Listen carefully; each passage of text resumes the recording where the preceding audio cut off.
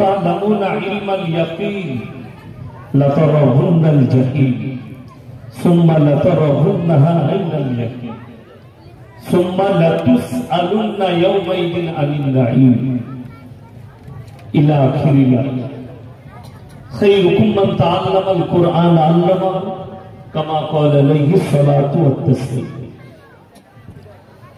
মাননীয় শ্রদ্ধেয় জ্ঞানী গুণী মানী সম্মানী আজকের এই জলসার মাননীয় সভাপতি মহাশয়, শ্রদ্ধেয় উলামায়ে ইকরাম, হুফাজ ইকরাম, স্নেহের তালাবায়ে আজিজ আর আমার জ্ঞানী গুণী মানী সম্মানী মাননীয় শ্রোতা মণ্ডলী, পর্দার অন্তরালে পর্দা নসিব মায়েরা এবং বোনেরা, আল্লাহর বড় দয়া কৃপা ভালোবাসা আমাদের প্রতি গোটা বিশ্বের সবাই আল্লাহ শুকর আদায় করে হৃদয় থেকে বলি আলহামদুলিল্লাহ।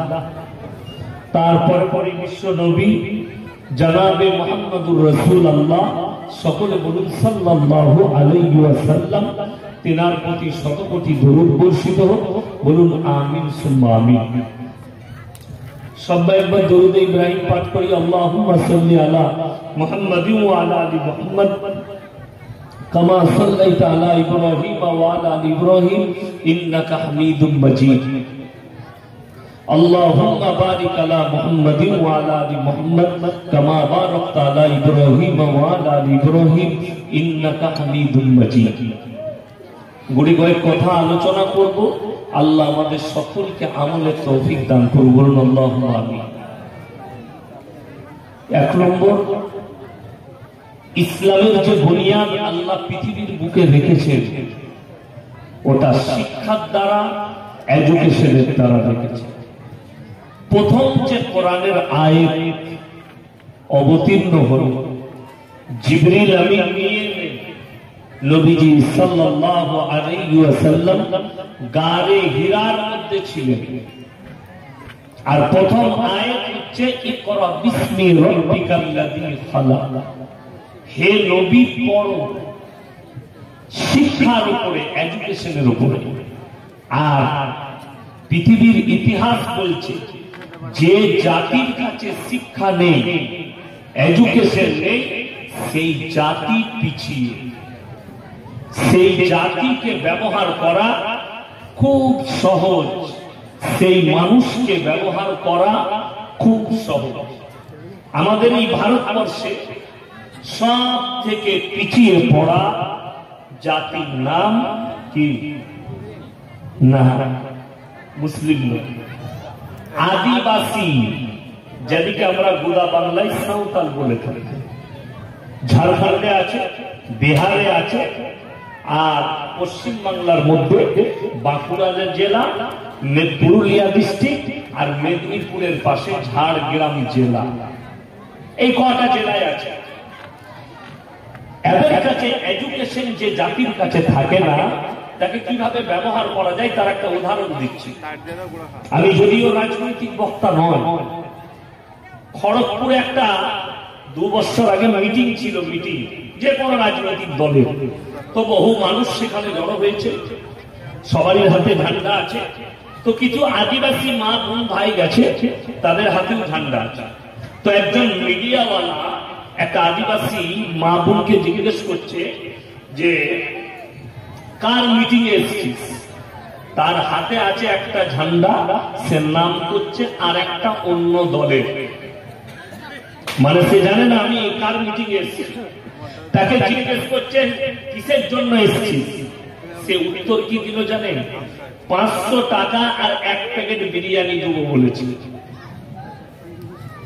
তার শিক্ষা না থাকার কারণে বিরিয়ানির প্যাকেট আর টাকা পেটের জন্য তাকে টেনে নিয়ে এসে দাঁড় করিয়ে দিল। সে নিজেও জানে না আমার আসার মাকসাদটা কি, আমার উদ্দেশ্যটা কি। আজকের যে জলসা কমিটি দিয়েছে, এদের উদ্দেশ্য আছে। কি উদ্দেশ্য? মাদ্রাসার উন্নতি কল্পে জলসা, ঠিক কিনা? কাগজে এটাই লেখা আছে, মাদ্রাসার উন্নতি কল্পে। তাহলে মাকসাদ একটা আছে, আপনারা সকলে জানেন। ওই মাদ্রাসায় আদায় হবে উন্নতি কল্পে জলসা, কোরআন হাদিসের আলোচনা হবে, এবং মেন মাকসাদ হচ্ছে আদায়। এটা জানেন, লেখা আছে উদ্দেশ্যটা। তাহলে উদ্দেশ্য একটা, তো উদ্দেশ্য না জেনে কোনো কাজ করলে কারা করবে? যাদের কাছে শিক্ষা নেই, এডুকেশন নেই, সেই করতে পারে। আমরা সকলে জানি, এখানে টুপি মাথায় দিয়ে বসেছেন, সকলে কম বেশি সব মুসলমানই জানে প্রত্যেকটা মুসলমান নরনারীর জন্য দ্বীনি শিক্ষা অর্জন করা কি বাবা ফরজ। আশা করি এই রানীনগর থানায় যদি সমীক্ষা করা হয় 100টার মধ্যে 95টা মুসলমানের কাছে দ্বীনি শিক্ষা নেই। ঠিক বললাম না? বললাম বেশি, আমি 95% বললাম নাই। এরপর দ্বীনি শিক্ষা অর্জন করা ফরজ কতটা? মৌলবি হতে হবে, হাফেজ হতে হবে, মুহাদ্দিস হতে হবে, কারি হতে হবে। কোন মৌলবি এ কথা বলে কতটা? যতটা করলে হারাম হালালটা চিনতে পারবে, দ্বীন আর বদ্দীন চিনতে পারবে, শিরক আর বেদাত চিনতে পারবে, কুফরি চিনতে পারবে। বেঈমান কাফেররা যে জালটা আপনার কাছে ছুড়ছে, ওই জালটা যেন আপনি দেখতে পান যে আমার উপরে জাল ছোড়া হচ্ছে, এটা যেন বুঝতে পারেন। কিসের দ্বারা? ইলমের দ্বারা, ওই শিক্ষার দ্বারা, ওই দ্বীনি শিক্ষার দ্বারা। কিন্তু কষ্টের বিষয়, দ্বীনি শিক্ষা না থাকার কারণে আজকে ভারতের 10 কোটি মুসলমানের কাছে এই জ্ঞানটা নেই, কোনটা হারাম আর কোনটা হালাল এটা বিচার করার ক্ষমতা বহু মুসলমানের নেই। ঠিক বললাম না? বহু মুসলমান। যেমন আমি অনেকদিন আগে বলেছি, আজকে আবার বলে যাচ্ছে, মুসলিমদের কাছে দ্বীনি শিক্ষা না থাকার কারণ কি অবস্থা শুনে নেবেন। এই মুর্শিদাবাদ, বীরভূম, বর্ধমানের বহু ছেলে লরি চালায়, ট্রাক। ঠিক বললাম না? বালি লরি, পাথরের লরি, ইটের লরি চালায়। গাড়ি লোড করেছে, লোড করে হাই রোডে উঠেছে, উঠি হোটেলে ঢুকে হোটেলের ম্যানেজারকে বলে 1 বোতল মদ দে তো ভাই, মদ খেয়ে নি। মদ খাওয়া শেষ, এরপর বলছে রুটি আর মাংস নিয়ে আয়। হোটেলের কর্মচারী বেচারা রুটি আর মাংস এনেছে, তখন হারাম করে জিজ্ঞেস করছে মুরগিটা জবাই না কাটা। কথা বুঝতে পারছেন? আমি বললাম ওকে জুতো করে মার। আচ্ছা, যে লোক মদ খেলো তারা ওটা দেখে লাভ আছে? কথা বলে। এই মুসলিম ছেলেটার কাছে দ্বীনি শিক্ষা না থাকার কারণে এটাকে পার্থক্যই করতে পারছে না যে যেমন কাটাটা আমার জন্য হারাম, মদটাও হারাম, মদটাও হারাম, কাটাটাও হারাম। এটাকে পার্থক্য করার ক্ষমতা নাই। কেন? তার কাছে তো দ্বীনি শিক্ষা নেই। সে তো হারাম হালালটাই চিনে না। সে খালি দাদির কাছ থেকে, মায়ের কাছ থেকে শুনেছে আমাদেরকে জবাই করা খেতে হবে, এইটুকু জেনেছে। আমার বন্ধুগণ, আমার ভাই, ওই জন্য দ্বীনি শিক্ষা অর্জন করা প্রত্যেকটা মুসলমান নরনারীর জন্য ফরজ। সবাই করবেন বলুন ইনশাআল্লাহ? হ্যাঁ, পরিবারকে চলুন। এই ভারতে বর্তমানে 30 কোটি মুসলমান আছে, এর মধ্যে 10 কোটি মুসলমান আছে কিনা সন্দেহ আছে। যেমন দেখুন, এই জালসার উদ্দেশ্য আমি প্রমাণগুলো দেবো, দলিল দিয়ে ঢেকে দেবো, আপনাদের ঢেকে দিয়ে যাবো আমি। আমার বন্ধুগণ, আমার ভাই, আমি দলিল দিচ্ছি। যেমন এই যে জালসা হচ্ছে, জালসাটা করার দুটো উদ্দেশ্য আছে। এক হচ্ছে কোরআন হাদিসের আলোচনা হবে, দোয়া হবে, মানুষ নেকি পাবে। ঠিক কিনা? সবাই একবার বলুন সাল্লাল্লাহু আলাইহি ওয়াসাল্লাম, জোরে বলুন সাল্লাল্লাহু আলাইহি ওয়াসাল্লাম। আপনি নবীর উপরে দরুদ পাঠ করলেন, নেকি পেলেন। পেলেন না? পেলেন নেকি পেলেন। তাহলে এরকম আলহামদুলিল্লাহ বলবেন, সুবহানাল্লাহ বলবেন, নেকি পাবেন। উদ্দেশ্য নেকি কামানো। এরপরে এই জলসা করতে গিয়ে গ্রামের যুবক হোক, মাদ্রাসা কমিটি হোক, গ্রাম কমিটি হোক, আলেমদের সঙ্গে বসে পরামর্শ করেছিলেন যে একটা জলসা করতে গেলে সুন্নাত তরিকা কি আছে, এর মধ্যে হারাম জিনিস যেন না ঢুকে যায়, খারাপই যেন না আসে। কথা বলেন না? করেনি। আর যদি করত তাহলে কিন্তু আপনাদের বেটারা, বিটিরা, আপনার মেয়েরা রাস্তার উপরে মেলা বসিয়ে মেলায় ঘুরত না। ইসলামে মেলা হারাম না হালাল? এই জোরে বলুন, আমি কানে কালা। হারাম। কেন হারাম? মারাত্মক ভাবে বুঝিয়ে দিই। নির্জনে একজন নারী আর পুরুষ এক কাছে হয়, সেখানে তৃতীয় ব্যক্তি যে থাকে তার নাম হচ্ছে শয়তান। আর কোরআনে আছে ইন্নাশ শাইতানা লিল ইনসানি আদুব্বুম মুবিন, সূরা ইউসুফ প্রথম পৃষ্ঠা। শয়তান হচ্ছে মানুষের প্রকাশ্য দুশমন। প্রকাশ্য দুশমন। বড় কষ্টের বিষয় যে আপনি আমি, মায়েরা ভালো করে শুনবেন, যুবকরা আপনারা শুনেন, আমি কিন্তু গোলালু বক্তা নয় যে যেদিকে ঘুরাবেন সেদিকে ঘুরে যাবে। আমি কিন্তু কারো পরামর্শ কথা বলি না। আর এক্ষুনি যদি কেউ বলে মেলা নিয়ে বলবেন না, আল্লাহর কসম গাড়ি দাঁড়িয়ে আছে, নেমে পালিয়ে যাবে। হক শুনতে হবে, গুনাহ করলে শুনতে হবে। আমি যদি আজকের জলসায় এই পাপ বলো না বলি, কাল কিয়ামতের দিনে আমার মতো মৌলবীকে আল্লাহ পাকড়াও করবে। তুমি হক বলনি, পয়সা পকেটে ভরেছো জলসা করে, নিজের স্বার্থের জন্য জলসা করতে গিয়ে বাড়ি ফিরে এসছো। আমি পয়সা নিয়ে বর্তমান থেকে গাড়ি করে এসে আপনাদেরকে কোরআন হাদিস শোনাবার, আমার চোখের সামনে জিনার কাজ হবে, আমার চোখের সামনে ইসলাম বিরোধী কাজ হবে, আর আমি প্রতিবাদ করব না? হতেই পারে না। আমি প্রতিবাদ করব, আপনি মানবেন না, আপনি আপনার জবাব দিবেন আমার সাথে সামনে কিয়ামতের ময়দানে, আপনার জবাব আমি দিতে যাব। আমি খালি এতটুকু আল্লাহকে বলবো, আল্লাহ তুমি আমাকে দায়ী করেছিলে, আমি দাওয়াত দিয়েছি, যে মানেনি তাকে ধরে নাও। আমার ভাই, এই যে মেলায় নারী পুরুষ এক কাছে ঘুরছে, জিনা মানে শুধু শারীরিক মিলনটা নয়, হাতের জিনা, চোখের জিনা, নফসের জিনা, কানের জিনা, মুখের জিনা, পায়ের জিনা, শারীরিক জিনা। যেমন মেলাতে গাদা ছেলে ঘুরছে, তার সঙ্গে গাদা মহিলা ঘুরছে। এমন 3টে যুবক আছে, 5টা মেয়ে আছে। শয়তান বলল ভিড় আছে, চালিয়ে দে, মেরে দিই। হয় না? হয় না? হবে, স্বাভাবিক। আর আমাদের সমাজে একটা কথা আছে, হাসি তো ফাঁসি। আর ওই কুমো মারাতে যদি হেসে দেয় তা গেল। আমি 3 দিন আগেকার একটা ঘটনা দেখলাম বাংলাদেশে। একটা 12 বছরের ছেলে, তাকে তার বাপ একটা মোবাইল কিনে দিয়েছে। 12 বছরের ছেলে মোবাইল ইউজ করে, বাপ ভালোবাসে ছেলেকে মোবাইল দিয়েছে। এই মোবাইল নিয়ে সে ফেসবুক খুলেছে, ফেসবুকে আইডি খুলেছে। সেই আইডিতে যে ফটোটা লাগিয়েছে, হোয়াটসঅ্যাপে যে ফটোটা লাগিয়েছে, এআই থেকে তৈরি করেছে। মোচ লাগিয়েছে, হালকা দাড়ি, শরীরটা একটু মোটা করেছে, ছবি দিয়েছে। এক ভদ্র মহিলাকে 22 বছর বয়স, তার বিয়ে হয়েছে, তাকে ফ্রেন্ডশিপ পাঠিয়ে তার সঙ্গে প্রেম করেছে। মেয়ে যখন আর বাড়িতে চলে এসছে, এসে দেখছে ছেলেটা তো 12 বছরের।